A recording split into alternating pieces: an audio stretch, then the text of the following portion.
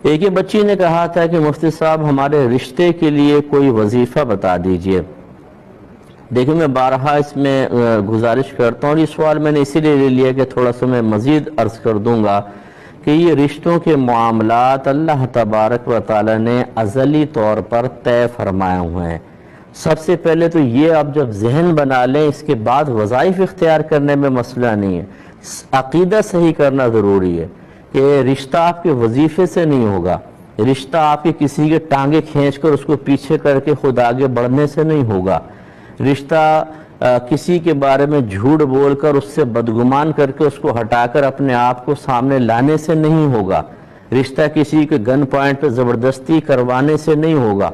رشتہ مطلب وہ اگر راضی نہیں ہے تو پھر تو نہیں ہوگا، اگر زبان سے الفاظ ادا کر دے الگ بات ہے، لیکن مراد کہنے کی یہ ہے کہ ہم زبردستی کر لیں، کوئی وظیفہ پڑھ لیں، جیسے کوئی لڑکی کہے فلاں لڑکے سے ہی میری شادی ہو جائے،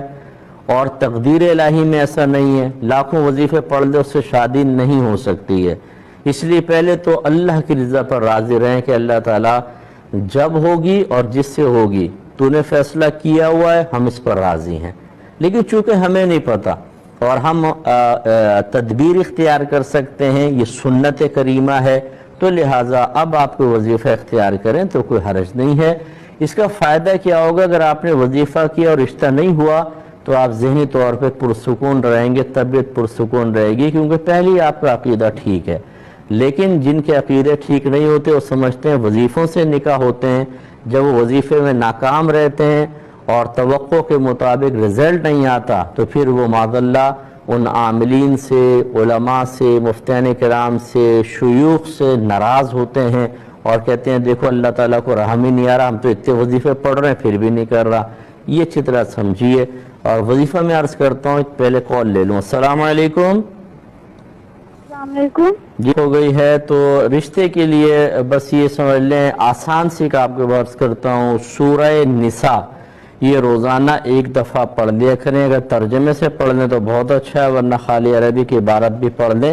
تو اللہ تعالیٰ بے حد کرم فرمائے گا انشاءاللہ۔ ایک اور کہتے ہیں کہ میرے والد نے اپنی زمین مسجد کے لیے وقف کی تھی، جب ان کا انتقال ہونے لگا تو انہوں نے وصیت کی کہ مجھے کہیں دور نہ دفنانا بلکہ مسجد کے ساتھ ہی دفنا دینا، تو ہم نے ایسے ہی کیا۔ 20 سال ہو گئے ہیں تو کہتے ہیں کہ کسی نے کہا کہ اس طرح اکیلی قبر بنانا منع ہوتا ہے اور میت پر عذاب ہوتا ہے، کیا حکم شرع ہوگا؟ دیکھیں جس نے یہ کہا یہ تو خیر عذاب والی بات تو بالکل غلط کی کہ اکیلی قبر پر عذاب ہوتا ہے، ایسا کچھ بھی نہیں ہے۔ ہاں دوسری بات ایک حد تک صحیح ہے کہ ایک تو جس جگہ پر انسان کا انتقال ہو اسی جگہ دفنانا یہ منع کیا گیا ہے، اور کہا گیا ہے کہ یہ نبیوں کے ساتھ مخصوص ہے کہ جہاں ان کا انتقال ہوتا ہے وہیں ان کو دفنایا جاتا ہے، تو غیر نبی کے ساتھ یہ معاملہ نہیں ہونا چاہیے۔ دوسرا یہ فقہا نے فرمایا کہ کسی کو اکیلا ایسے نہ دفنائے بلکہ مسلمانوں کے قبرستان میں ہی دفنایا جائے، کیونکہ اس قبر کی پھر حرمت کا لحاظ کرنا اور پھر دیگر اور بہت سارے مسائل ہیں۔ اس طرح اگر کوئی کہہ دے گا تو ہر شخص اپنے اپنے گھروں کے اندر قبریں بنانا شروع ہو جائیں گے اور پھر پرابلم ہوگی، اس لیے مسلمانوں کے قبرستان میں ہی دفنانا چاہیے۔ تو والد صاحب کی وصیت مناسب نہیں تھی، اور یہ اچھی طرح یاد رکھیں کہ اگر فوت ہونے والا کوئی وصیت کر کے جائے تو اس وصیت کو پہلے شریعت پر پیش کرنا ہوتا ہے۔ یہ نہیں ہے کہ اگر آپ اس وصیت کو مثلا خلاف شرع وصیت ہے اور آپ یہ سوچیں اگر ہم پورا نہیں کریں گے تو میت کو اذیت اور تکلیف ہوگی، ایسا نہیں ہے۔ مرنے کے بعد جب حقیقت حال کھلتی ہے تو جو غلط وصیت کر کے گئے ہوتے ہیں